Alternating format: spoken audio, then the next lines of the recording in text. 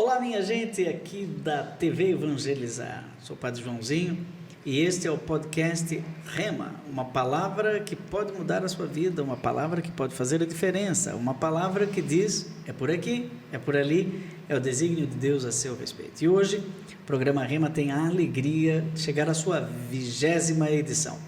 Começamos com o Padre Zezinho, passamos por vários sacerdotes, até bispos, o arcebispo de São Paulo, cardeal Dom Dilo, que fez aniversário esses dias, na visita de Límina em Roma, e temos também outros bispos já marcados para entrevistar, mas entrevistamos nesse mês de setembro, mês da Bíblia, o Padre Boris Aleph Ulloa. Nef Ulloa. Depois, ele 2 vezes, porque foi o Antigo Testamento e o Novo Testamento. Depois veio a Maria Antônia Marques. E agora, o orientando de doutorado, o nosso mestre em teologia bíblica, leigo, depois entrevistar um padre, né? Uma leiga, agora vem um leigo, João Cláudio Rufino. Opa, muito obrigado por ter me convidado. É uma alegria muito grande estar aqui, padre, com você, com todos que nos assistem agora, para compartilhar. Você é casado? Sou casado com a Patrícia, muito bem casado, graças a Deus. E tem uma filhinha, a Olívia. A Olívia, lindíssima. 1 ano, 1 mês e alguns dias. Você é paulista? Sou paulista, mas minha mãe mineira, meu pai mineiro, então eu sou um paulistano, que tem sangue de Minas. E aí, de repente, você resolve enveredar por esse campo da teologia bíblica. Exatamente, padre. Mas você fez teologia antes? Fiz teologia. Eu fiz filosofia, 4 anos na PUC São Paulo, mais 4 anos da teologia, depois o mestrado e agora o doutorado. Na Faculdade Nossa Senhora da Assunção. Exatamente. Ok, porque às vezes a gente fala PUC, né, o pessoal já vai lá para PUC, onde é que é ela? Lá em Perdizes. Perdizes, no justamente. campus de Perdizes, exato. Mas nós estamos falando do campus do Ipiranga, aonde nós conhecemos mais como Pontifícia Faculdade Nossa Senhora da Assunção. Que ano você fez teologia ali? Deixa eu tentar lembrar. Vamos que eu não sou tão bom. Eu comecei a filosofia ali em 2003, depois 2007, 2008 mais ou menos eu comecei a teologia, terminei ali por 2010, 2011... E casou em que ano? Eu casei em 2012. Então esperou terminar para casar. Exatamente. Na verdade eu tinha terminado já a teologia e estava já com o mestrado terminado quando eu casei. Em teologia? Em teologia. Eu sou meio ruim de data, viu, padre? Assim, olhando para a minha própria... Mas o ano que você nasceu, você lembra? Eu lembro. 1983. Meu Deus. Olha só. 1983 eu estava fazendo noviciado em Jaraguá do Sul. Uau. Foi o ano da grande enchente em Blumenau. Olha só. Foi terrível o ano de 83. Aliás, eu já estive em Jaraguá do Sul. Ah, é? Já estive lá 2 vezes para pregação para jovens da Renovação Carismática Católica. Pois é, a ali. sua matriz espiritual ali, que te leva assim para o encanto da filosofia e da teologia, foi a Renovação Carismática Católica? Foi a Renovação e também a PJ. Não, como é que... Então, olha isso, né? Eu, quando na minha adolescência eu vivia as loucuras da juventude... Quando você fala adolescência, seria 12 anos, 13 anos, 15 anos. 15 anos ali, eu comecei a gostar de punk rock. Sabe aqueles jovens que põem 1995 você está falando? Eu estou falando aí de mais ou menos... exato, para os anos 2000, 2001, ali, por aí. Porque em 95 você estava quase com 15 anos. Exatamente. Isso é bom de conta, padre. Porque eu estou achando que pelos cálculos meus aqui, você é da mesma geração aí da Maristela Tia Roque, da editora Total. Ângelos. Não, minha amigona. Da Cristiane Aracaque. Todo esse povo. Esse povo carismático que fazia, Exato. fazia aquelas... Como é que é uma coisa louca? Eu fiquei padre em 1992, vim trabalhar em São Paulo, aqui em São Judas. Estamos do lado de São Judas aqui.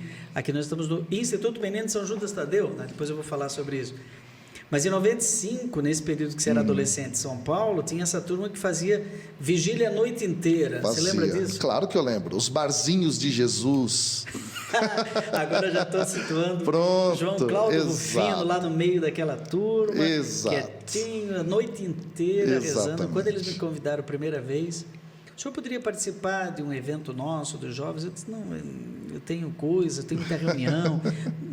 Mas que hora é a sua reunião? Cristiane, né, Aracaque. Que hora é a sua reunião? Não, vai até às 10 da noite. Não, mas a nossa começa meia-noite. Você não poderia ir? Como é que eu vou dizer que não posso? Exato. Meia-noite é 5 da manhã. Bons tempos. E, na verdade, aconteceu o seguinte: punk revoltado com a vida, revoltado com o mundo, revoltado com tudo. Fui para o anarquismo. Entendi. Dentro de movimentos estudantis, essa coisa toda. Por isso é PJ. Exato. Tem um pouco essa ligação. Aí o que acontece? Em mais uma escola onde eu estava estudando, eu tomei uma suspensão. Entendi. Então, costumo dizer, padre, que eu nunca fui expulso de escola nenhuma, eu sempre fui convidado a me retirar. E aí, em uma dessas escolas, meu pai foi chamado. Eu e meu pai fomos vivendo um afastamento, nossa comunicação já não era tão boa assim. Passado um tempo, meu pai morreu. Morreu nos meus braços, numa madrugada de domingo para segunda-feira. Foi quando, então, o corpo dele sendo retirado do apartamento onde eu morava, eu entrei no quarto, peguei uma Bíblia que eu tinha da primeira comunhão, aquela Bíbliazinha de capa azul, capas amarelas, né, folhas amarelas, e eu comecei a dizer para Deus assim: olha, se você existe, muda a minha vida, folheando a Bíblia. A partir da experiência da morte do seu pai. Pronto, a dor me levou a repensar tudo. Então, nesse processo de repensar, de ressignificar, foi quando então eu fui para a igreja, convidado pela minha mãe, caí de paraquedas. Sua mãe era religiosa? Minha mãe é religiosa, intercessora da Renovação Carismática Católica. E aquele filho punk? Pronto, desse jeito. E quando eu chego nesse seminário de vida, eu experimento o batismo no Espírito. Aquilo te... Pronto. Te desconstruiu? Daquilo eu fui desconstruído. E eu começo então uma experiência de pregar, falar de Deus na escola, nas ruas, monto grupo de jovens na paróquia. Agora onde isso aconteceu. Carismático. Punk carismático. Quer dizer, você era radical. Pronto, muito. Eu passei do radicalismo, do anarquismo, para a radicalização da fé. Entendi. Percebe? E no começo aquele impacto me levou da água para o vinho mesmo. Foi algo muito forte. E a experiência da efusão do Espírito e tudo isso me leva a uma sede de buscar realmente conteúdos que pudessem fazer sentido para mim. Nisso, então, eu começo a atuar na PJ, começo a caminhar junto à Renovação. Você não largou, você começou a misturar, Exato. A trabalhar com as duas mãos. Exato. E para mim nunca foi um problema. Percebe? Porque eu entendo hoje isso de forma muito mais clara, consigo dar os argumentos para isso. O reino de Deus, ele envolve uma ação efetiva no mundo. O reino de Deus envolve você buscar transformação na sociedade, impactá-la de uma maneira positiva. Aí você foi crescendo como pessoa inteira. Exato. Ou seja, com os dois lados, o pé no chão e o pé no céu. Exato. Okay. Mas aí, de repente, o jovem está com já 18 anos, 20 anos, e profissão. Pronto. E grana, e dinheiro. Exato. Porque você pensou em ser padre? Não, então, né? não. Engraçado é isso, assim. É claro que Porque dia ou outro... normalmente faz uma experiência de arromba, exato, Santo Agostinho, exato. mudo de vida. Então, você é padre, bispo, papa.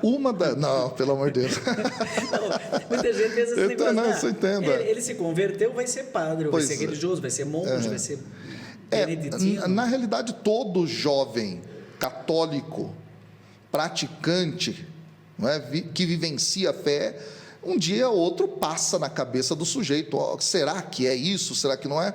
Mas eu nunca fiz nem encontro vocacional. E eu costumo dizer hoje, já depois desse tempo de maturidade, de caminhada, que eu sou leigo não porque me sobrou ser leigo, eu sou leigo por vocação. Esse detalhe eu acho que é muito importante ser dito.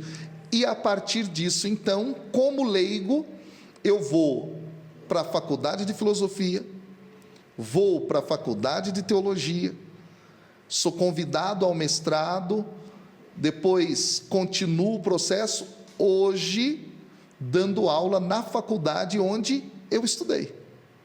E para alguns que serão padres. Exatamente. Você tem aluno seminarista? Tenho vários. Aliás, hoje, pela manhã, eu dei aula de sapienciais, os escritos de sabedoria, para uma sala de 99% de seminaristas. Olha só. Exatamente. Interessante. E você está fazendo agora doutorado. Exato. Aí você fez mestrado. Fiz o mestrado. O meu mestrado, eu trabalhei o Antigo Testamento, foi a lei do rei no Deuteronômio. A lei do rei. A lei do rei. E eu trabalhei então um pouco essa dimensão teológica, política, essa figura, não é, do rei dentro do Antigo Testamento, e depois pulei para o Novo Testamento. O reino. Fui trabalhar algumas... Claro, o texto que eu trabalho tem a ver com a questão do reino, mas eu trabalho Pentecostes. A minha tese doutoral é em cima de Pentecostes e a questão da intertextualidade. O que é essa intertextualidade? É observar como textos, tanto do Antigo Testamento quanto extra-bíblicos, impactam na narrativa de Lucas em Atos capítulo 2, do versículo 1 ao 13. E aí eu trabalho o judaísmo do primeiro século, antes do primeiro século depois ali de Cristo. Então trabalho toda a questão rabínica, trabalho as comunidades samaritana, a comunidade dos essênios, como todo esse conteúdo produzido por esses grupos, de alguma maneira influenciou a narrativa de Pentecostes. Você está estudando isso no doutorado? Exato. Então você é um lucano. Exato. Orientando do Padre Boris. Exatamente. Que esteve aqui. E também com um colega de doutorado do Padre Cláudio Bus, que é o outro Cláudio, que eu vou entrevistar semana que vem. E também Exato. Orientando do Padre Boris. Exatamente. E também estudioso de Lucas. Exatamente. Só que, se eu não me engano, ele está estudando o prólogo. O prólogo, exatamente. Está muito interessado naquelas coisas do Zacarias e tal. Isso, né? Exatamente. E você vai para outra... para quem está nos ouvindo aí, vou falar uma palavra... Vou gastar um pouquinho. Eu sou teólogo sistemático, gente. Aqui estamos diante de um teólogo bíblico, então nós temos aí um divertido diálogo entre Bíblia e a teologia sistemática. Então, o Evangelho de Lucas com Atos dos Apóstolos forma um díptico. Exato. Não é isso? Exatamente. Díptico seria mais ou menos isso daqui, ó. Abre, né, em duas partes. Então, é um livro que tem uma parte, são os Atos de Jesus. Os outros, os Atos dos Apóstolos parecem mais Atos do Espírito, não é? Exato, inclusive tem autores que dizem isso. Atos do Espírito. Exato, dizem que um nome apropriado seria Atos do Espírito, já que o Espírito aparece de uma forma... Aliás, no Evangelho muito também, contundente, né? claro. É o Espírito que levou Jesus para o deserto. Sim. O Espírito do Senhor está sobre mim, me ungiu, não é? Exato. Usa Lucas nessa linha do Espírito. Exatamente. Aliás, é o texto... a obra lucana que mais trabalha a questão pneumatológica dentro do Novo Testamento. Lucas é o que mais trata, né? Vamos falar daqui a pouquinho, um pouquinho mais de Lucas. Eu sou mariólogo, né? Nós estamos aí com uma pós-graduação em Mariologia. Entre no deuniana.edu.br e você pode se inscrever na nossa quarta turma lá no Santuário de Aparecida, né? A coordenadora está aqui falando muito bem, falou leigo por vocação, falou tudo. Ela faz doutorado sobre o laicato, né? Opa. A partir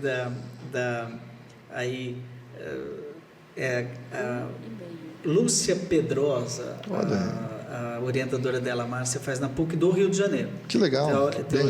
Mas eu sou mariólogo e o Evangelho de Maria está em praticamente 80% a 90%, e Lucas tem algo em outros evangelhos, mas Lucas é o evangelista de Maria. Sim. Então, Lucas capítulo 1 é onde fala do rema, não é? Exatamente. Toteupan rema. Exatamente. Vou querer te explorar daqui a um pouquinho. Opa, tá Você ótimo. trouxe ela em português, a Bíblia? Eu trouxe em português, tenho ela aqui em grego também. Aguarde, no segundo bloco eu vou explorar o João Cláudio Rufino. Conhecemos um pouco a história deste jovem punk, né, que conseguiu conjugar a pastoral da juventude, meio que teologia da libertação com renovação carismática católica e aprofundou, mergulhou em águas mais profundas com mestrado, agora doutorado, focando o livro de Atos dos Apóstolos, principalmente a Pentecostes.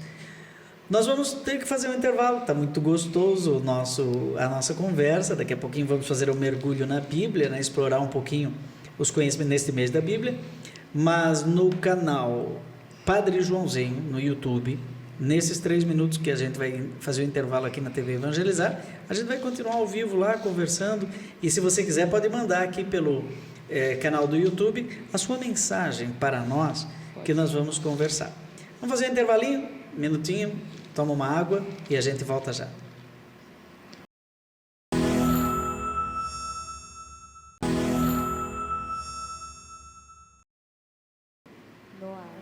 E estamos de volta com o programa Rema, uma palavra que pode mudar a sua vida. De repente, uma palavra pode fazer a diferença. Você, quando a nossa produção entrou em contato e perguntou qual é o Rema da sua vida, vós sereis minhas testemunhas.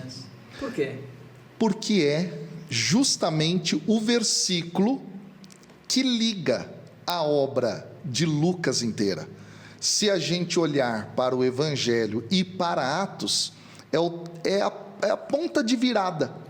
Justamente por quê? Porque ali há um programa do processo da evangelização, do processo do anúncio da palavra. O texto diz, né, padre? Jesus, do capítulo 1, versículo 8 de Atos, aos seus afirma. Em Atos. Em Atos, exatamente. Atos, capítulo 1, versículo 8, que é um dos textos, para mim, mais bonitos, né, ricos em sentido da Bíblia, diz isso. Estou com ele aqui. Mas descerá sobre vós o Espírito Santo. Atos, capítulo 1, versículo 8. Versículo 8. Isso, mas descerá sobre vós o Espírito Santo, e recebereis uma força, não é? Que descerá sobre vós, e sereis minhas testemunhas. Aí o texto diz, em Jerusalém, Judeia, Samaria, até os confins do mundo.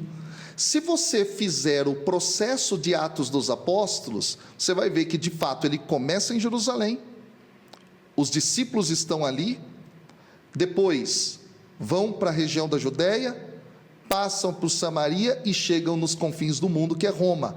E se você olhar o espelho da obra, que é o Evangelho, você faz o caminho de volta. Pode observar que o texto lucano, ele começa em Jerusalém. Começa com o anúncio do anjo Gabriel a Zacarias. Em Jerusalém. E aí depois ele vai fazendo um processo até terminar em Jerusalém de novo, de Jerusalém para o mundo. Na Judéia, no caso Nazaré. Exatamente. Não, Galileia, né? Nazaré é na região da Galileia. É verdade. Isso. E a Galileia não entrou aí? Não, é interessante isso. Entra até a Samaria. Exatamente. A Galileia, ela está presente preponderantemente no ministério de Jesus. E na obra lucana, é interessante, em comparação com os outros sinóticos, Jesus, ele atua dentro da região da Galileia e não vai para a Galileia pagã, porque havia um lado da Galileia onde outros povos se instalaram e viviam. Quando a gente lê, por exemplo, Marcos, Jesus atravessa o outro lado e vai para essa região dos pagãos. No texto de Atos, não. No texto de Lucas, não. Ele fica na região mais judaica. Quem deve ir a todos os povos são os discípulos. Em Atos isso vai acontecer. Então esse detalhe é muito interessante aí também. Mas até a Samaria entrou aí. Exato, porque há uma forte influência do pensamento samaritano no cristianismo primitivo. É muito interessante isso. Existe um texto pouquíssimo conhecido, aliás, agora recentemente na ABIB, não é? No congresso que nós tivemos, eu fiz uma comunicação a respeito disso. Um texto samaritano chamado Memar Mercá, é um ensinamento de Mercá, onde lá muitas coisas que são faladas em relação a Moisés são aplicadas a Jesus no texto lucano. Por exemplo, a ideia da subida de Jesus ao céu, por exemplo, não é? Outras realidades que o próprio texto vai trabalhar. E se a gente olhar a obra de Lucas, ele vai trabalhar bastante a dimensão samaritana.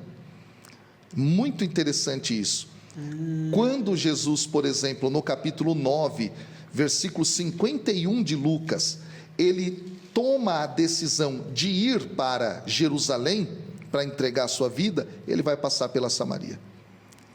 É verdade. Muito interessante isso. Então há, não é? O bom samaritano. O bom samaritano, né, que é um texto só de Lucas, a gente não o encontra em outros evangelhos. Então tem uma teologia samaritana, né? Tem bastante influência do pensamento samaritano no texto. Eu estou vendo aqui, mas descerá sobre vós o Espírito Santo, não é?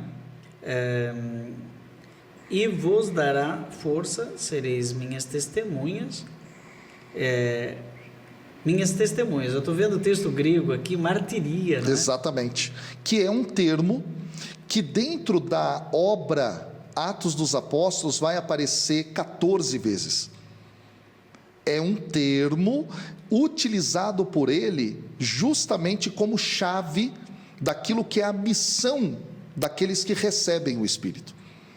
É dar a vida pelo Evangelho.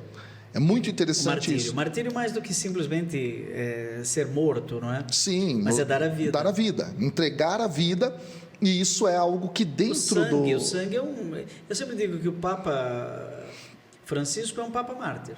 Eu também vejo assim. Papa mártir. O Papa Bento XVI é um Papa mestre, um Papa João Paulo II um Papa missionário, o Papa Francisco um Papa que dá testemunho. Exatamente. A força dele está no testemunho. Exatamente. Ou seja, da martiria. Exato. E dentro de Atos dos Apóstolos, isso vai ser preponderante. Ou seja, trata-se de uma qualificação do discípulo de Jesus. Dar esse testemunho, ser testemunha. Tem uma outra, no versículo 9, aqui, dizendo isso, elevou-se da terra. Não tem terra aqui no texto. Elevou-se à vista deles. Elevou-se à vista deles, né? E uma nuvem, né? Uma nuvem o ocultou dos seus olhos. Essa coisa da nuvem é muito curioso, porque no Evangelho de Lucas, exato. E Maria, o Espírito virá sobre ti e te cobrirá com sua sombra. Exato. Né? Então, a gente em Mariologia trabalha muito a questão da sombra. Portanto, como nos Atos dos Apóstolos o Espírito pairava sobre as águas, o Espírito Criador, agora nós temos a nova criação em Cristo, que o Espírito paira sobre Maria, como uma nuvem, e agora a mesma nuvem, que é metáfora do Espírito, não é? Aparece no versículo 9. Posso comentar isso, padre? Eu acho muito interessante observar o seguinte, no versículo 35 do capítulo 1, tá? Nós temos aí o anjo dizendo a Maria, não é? E do aí, Evangelho, tá? E aí o texto diz assim, caí dinamis, né? E a força, e aí continua aqui, a força, o poder, não é? Que é a mesma palavra usada em Atos capítulo 1, versículo 8, tá? Essa dinâmica. Exatamente, esse dinamis. E aí o texto fala, não é? Cobrirá com a sua sombra, é um verbo só. É uma palavra só. Toda essa expressão. Que versículo que é? Versículo 35. Epiasquiasei. Tá? Olha que interessante. Esta palavra, ela vai aparecer no Antigo Testamento grego. E ela vai aparecer no Antigo Testamento grego onde? Lá no texto de Êxodo. Justamente quando no Êxodo, pós a construção do tabernáculo, o tabernáculo é cheio da nuvem da glória de Deus. Olha que dado interessante esse aqui, do ponto de vista mariológico, eu acho isso fantástico. O que acontece? Uma vez que o tabernáculo está pronto e a nuvem o ocupa, diz o texto no final do livro do Êxodo, no capítulo 40, que Moisés não entrou no tabernáculo porque a nuvem estava dentro dele. Estava cheio. Estava cheio. Cheio da glória de Deus. Então ele glória, não né? entra. Glória não é essa manifestação. Exato, exatamente. E aí há um dado interessante. Depois do livro do Êxodo, qual é o livro que vem? Gênesis, Êxodo, Levítico. Levítico é o conjunto de leis de santidade. Então, uma vez que as leis de santidade são dadas, terminou o livro do Levítico, vem o livro de Números. E no capítulo 1 do livro de Números diz o quê? Moisés entrou na tenda da reunião. E aí, quando ele saía, o rosto dele brilhava, ele via Deus face a face. E qual é o grande detalhe aqui? Ele só entra depois de se purificar. Agora, observe que a nuvem no Novo Testamento habita Maria, sem a necessidade de uma purificação. Então, eu entendo aqui uma conexão muito grande com o dogma mariano, que a gente proclama, e muitas vezes as pessoas perguntam onde estaria a dimensão bíblica dele, da questão da Imaculada Conceição. Observe, sim. Só depois de se purificar, Moisés entra na tenda da reunião, onde a glória de Deus habita. Maria, ela é habitada e não aparece absolutamente... Que heritomene, né? Toda agraciada. Exatamente, agraciada no caso, não é? É um particípio aí muito interessante também. Mas é isso, quer dizer, Maria é a nova tenda da reunião habitada pela glória de Deus. Percebe? E esse é um dado muito importante. Essa questão da nuvem é muito pouco conhecida, não é? Como metáfora do Espírito Santo. A gente fala muito, é o fogo, que desce como um fogo, isso. Vem como em Pentecostes, exato. E enche-me de novo. Depois o vento, né? Eu fiz música disso também. O Espírito, exato. O Espírito Santo, vento do Espírito, sopra nesse lugar. Depois a água, eu quero um rio de água viva. Nós sabemos, falou de água é Espírito Santo, falou de vento é Espírito Santo, falou de fogo é Espírito Santo, Pentecostes, umas exato. Línguas de fogo. Agora falou de nuvem, o que é nuvem? E aí, padre, é muito interessante o que você está falando. Por quê? Porque aqui no caso é uma sombra por causa de uma nuvem, e esse verbo ele vai ser usado em Atos dos Apóstolos. Quando a sombra de Pedro cura. Então, aquela glória que habitou a tenda da reunião no Antigo Testamento, que habita Maria, agora está operante na igreja primitiva. A sombra, temos até uma teologia da sombra aí. A sombra é a sombra da nuvem. Então. Exato. Isso lembra um pouco aquele episódio de Êxodo, não é? Capítulo 14, capítulo 15, quando atravessam o Mar Vermelho, o mar se abre e lá na frente vai uma nuvem. Exato. Uma coluna de nuvem luminosa, que de noite é luminosa, de dia isso. Ela aplaca o calor do sol, e o povo diz, olha a glória de Deus brilhando, né? E aí tem o rema, não é? Exatamente. A direção. É para lá que a terra a promessa vai para lá. Exatamente. Né? Rema também é traduzido por alguns como promessa. Olha, a promessa de Deus vai para lá, que é a terra prometida, que você vai chegar na terra prometida. E quando chega, vou fazer uma pergunta bem boba, né? Mas que as pessoas vão entender. Quando chega lá no, vou fazer uma pergunta com dois episódios. Primeiro, Jesus, o batismo de Jesus, depois o Monte Tabor. No Monte Tabor, a gente sabe, tem uma nuvem que o envolveu, não é? Envolveu que Jesus. É o mesmo verbo. É o mesmo verbo. É o mesmo verbo. E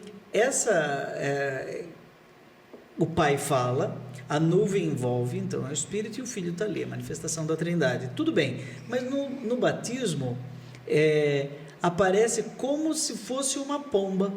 Né? E hoje em dia, muita gente vai dizer, quais são os símbolos do Espírito? É a água, o vento, o fogo e a pomba. Exato. Né? O que tem a ver essa pomba com a nuvem? Porque eu sempre me encasquetei com aquela pombinha. Exato. Lá. Existem muitas coisas interessantes aqui. A primeira é a compreensão da pomba como animal símbolo da fidelidade. E a Bíblia brinca com isso no livro de Jonas, porque Ioná, em hebraico, o nome do profeta é pomba. Ioná é pomba. E por que é o animal da fidelidade? Porque a pomba, uma vez dizem, né, que o pombo morre ou vice-versa, ela permanece sem ninguém. Então ela teria essa característica da fidelidade, por isso ela está lá na arca. Ah, é verdade. Exato, porque é a fidelidade de Deus que se manifesta no novo mundo agora, percebe? Isso volta aqui, isso volta no batismo de Jesus. Então essa dimensão da fidelidade, da aliança de Deus, Deus que permanece fiel ao seu povo. Porque daí o céu se abre, uma voz fala, da Exato. mesma maneira. Eu sempre acho que aquela pomba tem a ver com uma nuvem. Então, um antropomorfismo. E pode ter, à medida em que, quando nós olhamos o texto do Antigo Testamento em Gênesis, no capítulo 1, Deus cria, então, Bereshit bara Elohim et hashamayim ve'et haaretz, né? No início, Deus criou os céus e a terra. Aí no versículo 2, o texto diz o quê? Veruach Elohim merahefet al penei hamayim.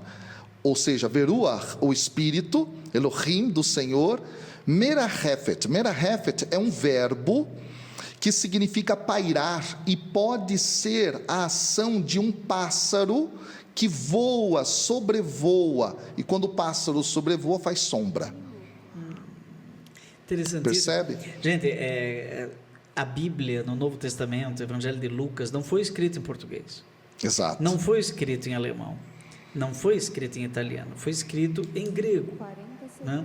É por isso que o estudo da palavra de Deus, e inclusive o estudo, né? Você falou agora um texto aí em hebraico, não é? Você assim, mas por que isso é importante? Para mergulhar no sentido do texto, depois conhecer o contexto, para saber o pretexto que Deus quer nos dizer com isso. Exatamente. Infelizmente, estamos terminando já o segundo bloco. Meu Deus, o João Cláudio Rufino vai ter que voltar aqui muitas vezes, porque eu estou com milhares de perguntas. Eu queria saber o que é Toteu Panrema, mas eu vou ter que esperar. Vai lá para o canal Padre Joãozinho e fica comigo lá um pouquinho. Está cheio de gente aqui já com um monte de perguntas. A gente vai fazer um intervalinho e volta já.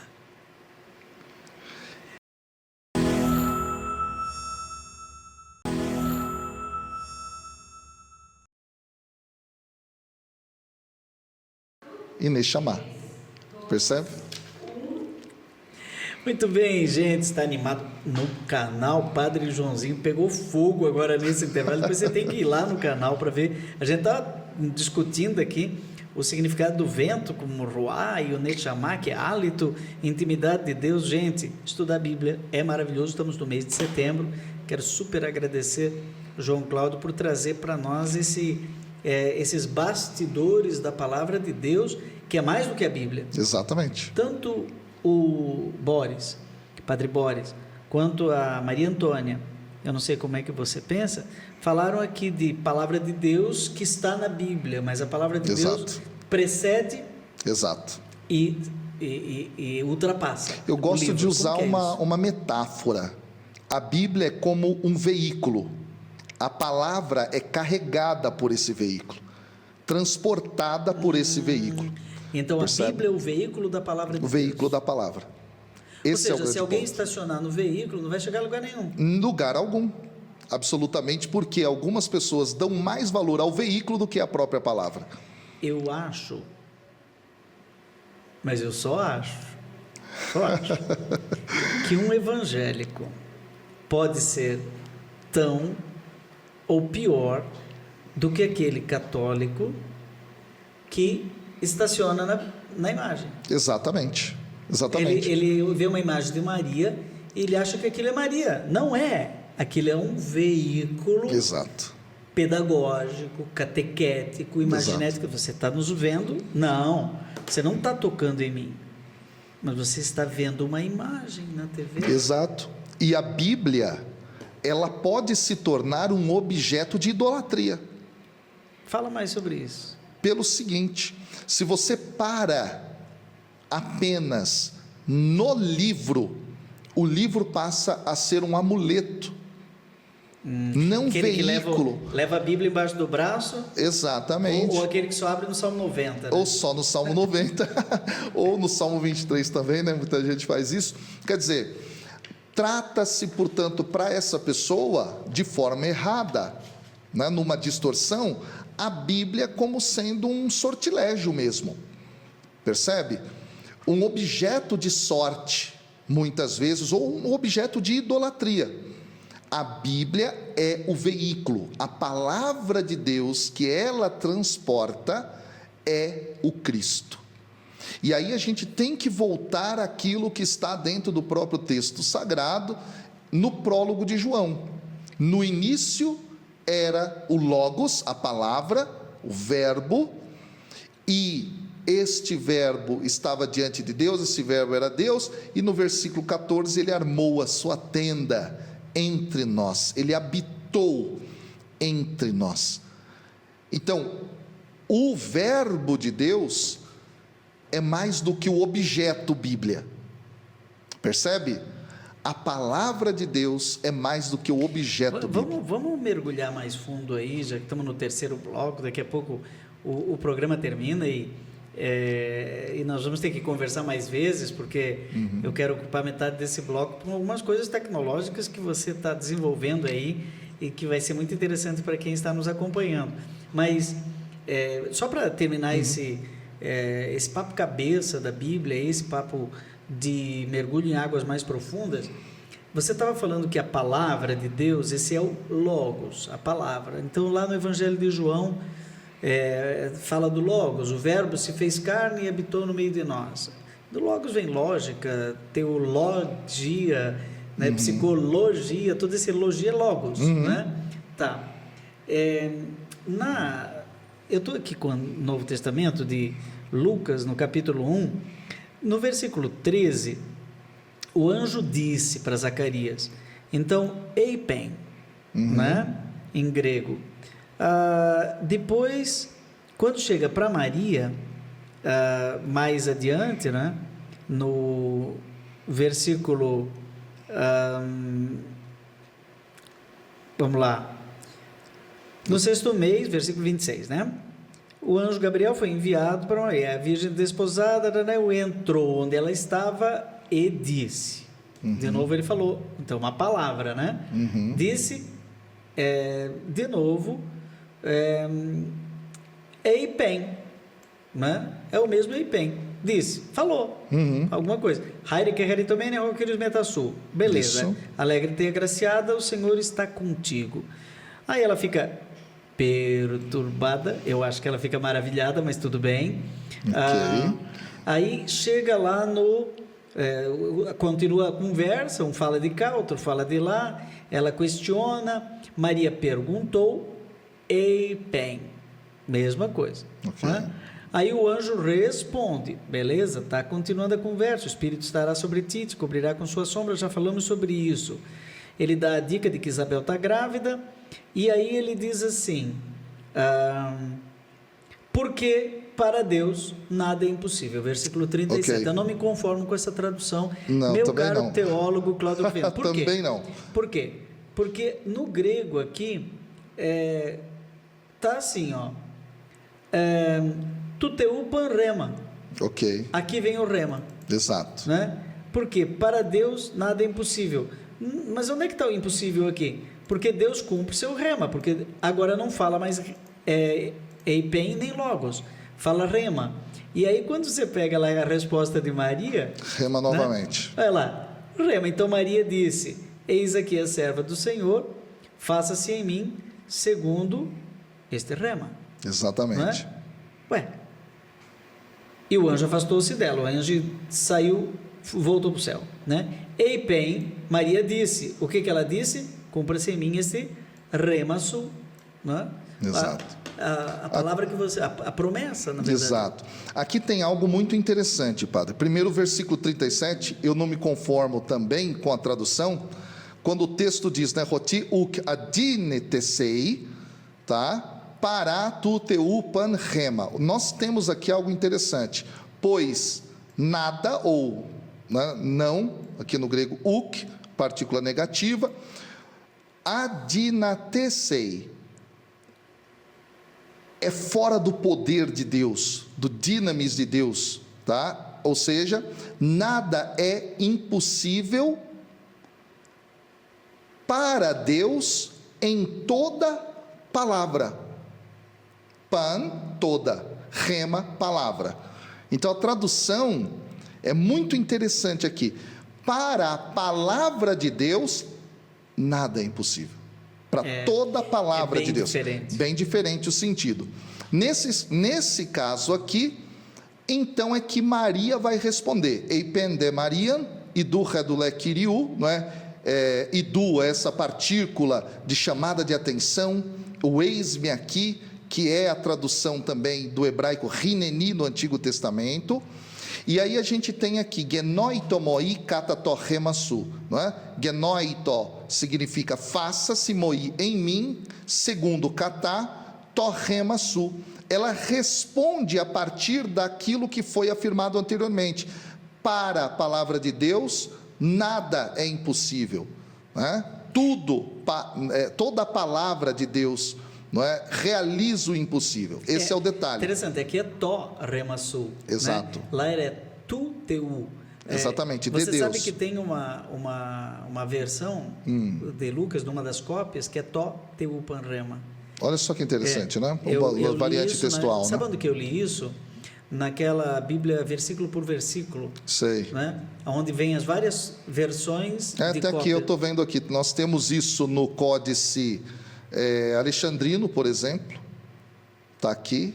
No Sinaítico, Toteu. Toteó. Tem aqui algumas versões antigas. E que poderia significar Deus cumpre o que promete. Exatamente. É bem interessante, né? E aí ela vai responder com rema também.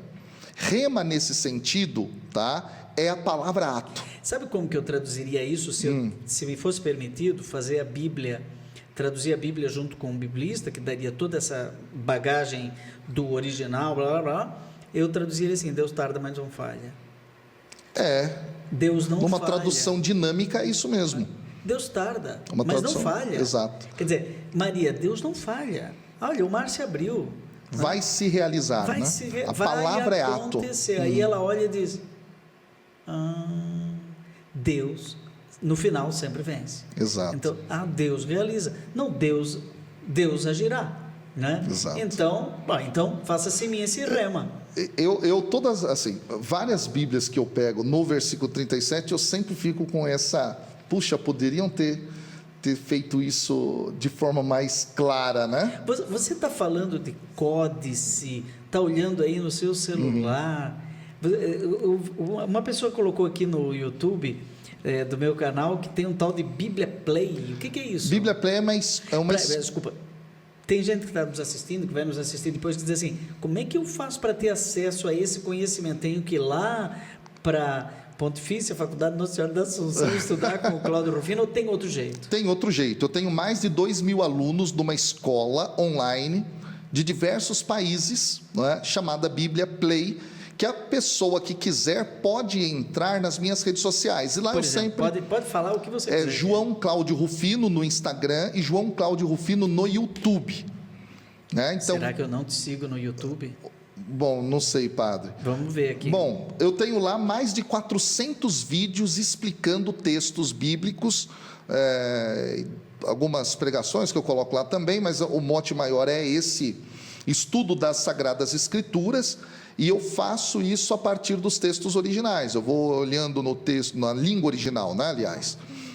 No hebraico, no aramaico, no grego. O que você faz lá? Eu faço lá e vou explicando algumas dessas curiosidades que muitas vezes a pessoa que está lendo no texto em português não consegue acessar. Na faculdade eu dou aula do hebraico e do grego. Não é? E os seminaristas estudam de fato, ou eles fazem de conta aqui? Às vezes estuda, às vezes... Inscrever-se. Pronto. João Cláudio Rufino, Aprenda a ler a Bíblia católica da maneira correta, descubra a verdadeira mensagem que Deus deixou para você. Pronto. Você está com mais inscritos do que eu. Você está com 68.800 e 410 vídeos. Eu estou com quase 60 mil. Estamos aí. Eu legal, te segui, padre. você me siga. Você me segue, né? Isso. Como é que eu não te segui? E tem no Instagram também? Tem no Instagram também. E por lá eu vou fazendo esse tipo de explicação. E uma das minhas missões de vida é justamente levar aquilo que eu ensino na academia, na faculdade, para o grande público. Entendi. Claro que de uma maneira mais direta, sem tantos rodeios, não é? Para que as pessoas possam ter acesso a esse conteúdo. E é dentro disso também, padre... Que legal, na sua casa. Exatamente, na minha casa. E aí eu vou fazendo os vídeos. Patrícia, ela fica lá, vem dormir, João Cláudio. Exatamente. Tá aí gravando, tem um tripé lá atrás. Tudo. Tem um tripé, assim, tá nós certo. vamos improvisando e fazendo, né, aquilo que eu chamo de espalhar a Bíblia, né? Uhum. E aí o que acontece? Dentro dessa minha missão de vida, eu também, além de dar aula na Faculdade de Teologia na PUC São Paulo, além de ter o Bíblia Play, eu trabalho, tá, com aquilo que é uma inovação tecnológica na área dos estudos bíblicos e teológicos, que é o software bíblico teológico católico Verbum, que é o maior software do mundo para se estudar Bíblia, para se estudar teologia, né? Então, há algum tempo já, eu tenho trazido esse software com uma equipe aqui para o Brasil. E quem quiser conhecer também pode ir lá no site pt.verbum.com, pt de português.verbum.com, né? E é bem interessante. E aí nós temos várias ferramentas. Verbum. Verbum é com M, gente. Isso. Verbum.com. Ah, é só isso. Só isso. Aí já vai abrir. Já aqui. vai abrir. E lá a gente mostra o que é esse software, não é? A gente explica para as pessoas como ele funciona e tudo mais, e é uma ferramenta assim fantástica. E é católico. E é católico. Já não é evangélico, é católico. Exato. Né? João Cláudio, nós vamos ter que marcar um outro programa, mais para logo, sobre Bíblia e tecnologia. Ótimo. Porque esse negócio aqui do Verbum, todo mundo aqui agora está precisando, eles vão dizer assim, eu quero. Exato. Né? Então começa, vai lá no YouTube, Exato. Depois vai se preparando, porque daí quando a gente vier, nós vamos mergulhar fundo nos caminhos tecnológicos para aprender a palavra de Deus, que começa antes Exatamente. e ultrapassa esse veículo. Exatamente. Brigadão. Já estão me dizendo aqui que o Padre Manzotti está lá esperando, com a experiência de Deus. Semana que vem, Cláudio Busso, colega de doutorado aqui do meu amigo João Cláudio Rufino. Padre Manzotti, é com você e até semana que vem com mais programa Rema, uma palavra que pode mudar a sua vida.